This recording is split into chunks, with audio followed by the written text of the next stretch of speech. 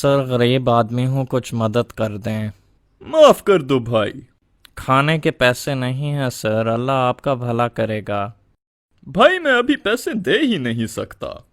بھوک لگی ہوئی ہے نا سر۔ بھوک لگی ہے؟ آؤ کھانا کھلا دیتا ہوں۔ کھانا نہیں کھاؤں گا، بس پیسے دے دیں۔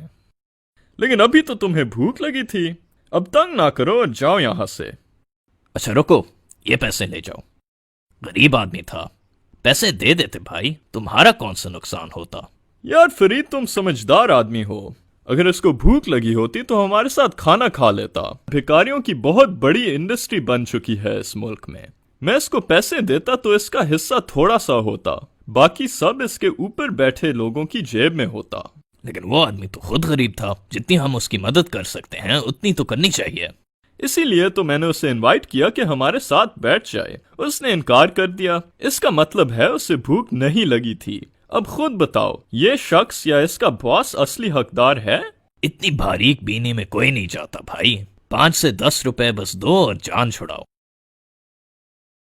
سر غریب ہوں، بازو زخمی ہوا ہے اور دوائی لینے کے لیے پیسے نہیں ہیں۔ ارے تمہیں تو کل بھی پیسے دیے تھے، تم آج بھیس بدل کر پھر پیسے مانگ رہے ہو؟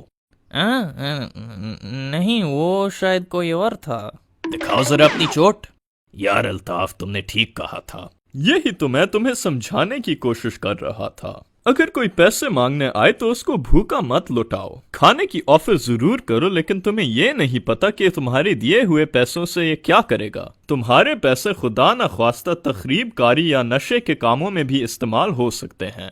لیکن صحیح حقدار کو کیسے ڈھونڈا جائے؟ بہت آسان ہے، محلے کی مسجد کا بل بھی دے سکتے ہو، اور تو اور کسی ادارے کو دو، جیسے ایدھی۔ بس یہ دیکھو کہ وہ ادارہ حکومت کی طرف سے بین نہ ہو۔ کبھی ادارے بھی لوگوں سے چندہ جمع کر کے دہشت گردی کے لیے استعمال کرتے ہیں، ان سے دور رہنا چاہیے۔ اگر آپ کو ہمارا پیغام اچھا لگا تو برائے مہربانی اس ویڈیو کو شیئر کیجیے۔